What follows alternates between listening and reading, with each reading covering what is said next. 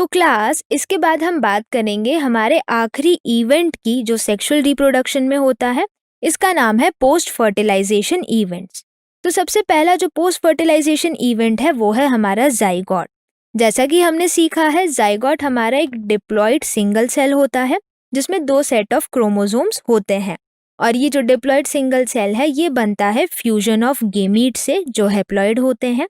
तो जैसा कि हमने पिछली स्लाइड में देखा है कि जो हैप्लॉयड ऑर्गेनिज्म की हमने बात करी थी, अब हम आगे जाके बात करेंगे हैप्लॉयड ऑर्गेनिज्म के लाइफ साइकिल के बारे में। तो जो हैप्लॉयड ऑर्गेनिज्म है वो या तो सिंगल सेल या मल्टी सेल का भी बना हो सकता है, यानी या तो वो यूनिसेल्युलर ऑर्गेनिज्म हो सकता है या मल्टी सेल्युलर ऑर्गेनिज्म भी हो सकता है। तो इस ऑर्गेनिज्म के अंदर होता है माइटोसिस, एक सेल डिवीजन जिससे बनते हैं गेमीट्स। तो जैसा कि आप देख पा रहे हैं कि जो हैप्लॉयड सेल है उसमें माइटोसिस हुआ और उससे बने गेमीट्स। ये गेमीट्स फिर आगे जाके फ्यूज हो जाते हैं फर्टिलाइजेशन प्रोसेस से, और इन फ्यूजन ऑफ गेमीट से बनता है जाइगोट।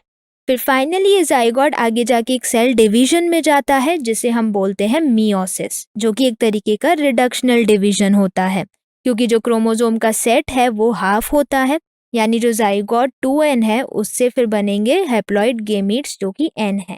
तो फाइनली मियोसिस से बनते हैं हैप्लॉइड स्पोर्स, और ये हैप्लॉइड स्पोर्स फिर आगे जाके डेवलप कर देते हैं एक ऑर्गेनिज्म को, यानी हैप्लॉइड ऑर्गेनिज्म को, बाय द प्रोसेस जिसे हम बोलते हैं माइटोसिस।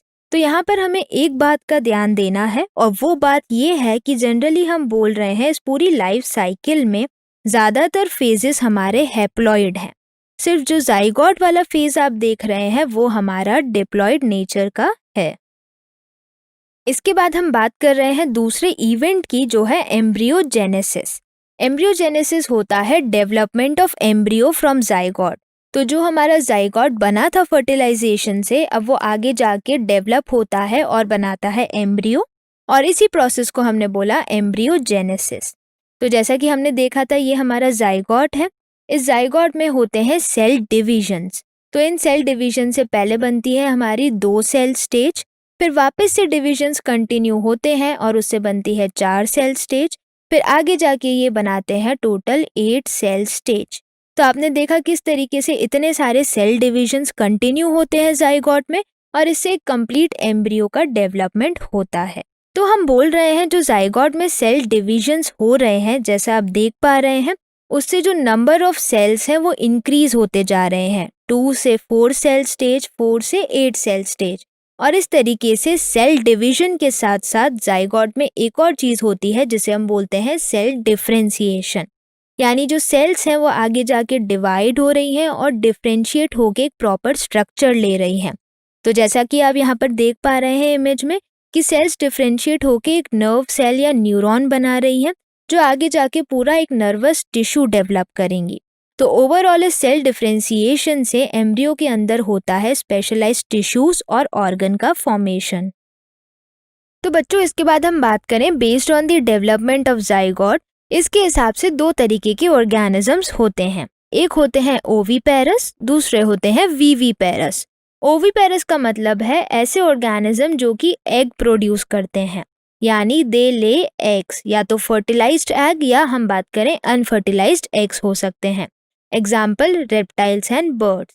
तो जैसा आप यहाँ देख पा रहे हैं, या जैसा हम जानते भी हैं कि जो बर्ड्स होते हैं वो अंडे देती हैं, और ये जो अंडे होते हैं इनके ऊपर एक बहुत हार्ड कैल्केरियस शेल होता है। फिर अल्टीमेटली आगे जाके ये शेल टूट जाता है और इससे न्यू बॉर्न बेबी बाहर आ जाता है या हैच आउट होके बाहर निकल जाता है। वीवीपेरस का मतलब होता है they give birth to young ones. तो जैसा कि हम जानते हैं जो ह्यूमंस हैं वो न्यूबॉर्न बेबी को बॉर्न करते हैं, वो एग नहीं ले करते हैं, वो न्यूबॉर्न बेबी को बॉर्न करते हैं, और इसलिए उन्हें बोला जाता है वीवीपेरस एनिमल्स। तो बच्चों इसके बाद अगर हम बात करें फ्लावरिंग प्लांट्स के बारे में, तो यहाँ पर हम बात कर रहे हैं एक स्ट्रक्चर फ्लावर का जिसमें हम हाईलाइट कर रहे हैं फीमेल रिप्रोडक्टिव पार्ट। पहला स्ट्रक्चर होता है स्टिग्मा, उसके बाद जो एक लॉन्ग ट्यूब जाती है उसे हम बोलते हैं स्टाइल, और लास्ट में जो सोलन बेसल स्ट्रक्चर होता है उसे हम बोलते हैं ओवरी, और इसी ओवरी के अंदर होते हैं ओव्यूल्स। तो ओवरऑल जो स्टिग्मा, स्टाइल और ओवरी है ये कहलाए जाते हैं पिस्टिल, यानी फीमेल रिप्रोडक्टिव पार्ट। तो प्लांट्स में हम बोल रहे हैं जो ओवरी है वो आगे जाके कन्वर्ट हो जाती है फ्रूट में, और जो ओव्यूल है वो आगे जाके डेवलप हो जाते हैं सीड में। और इसी के बाद हम बात करें जो जाइगोट था, वो जाइगोट आगे जाके डेवलप हो रहा है एम्ब्रियो में, और एट लास्ट हम देख रहे हैं यहाँ पे फ्रूट का स्ट्रक्चर। ये जो फ्रूट है इसके अंदर हमारी सीड है जो कि डेवलप होगी और आगे जाके एक न्यू प्लांट ग्रो करेगी। और जो फ्रूट के बाहर वाला पार्ट है उसे हम बोल रहे हैं पेरिकार्प, जो हम एज अ फूड कंज्यूम करते हैं।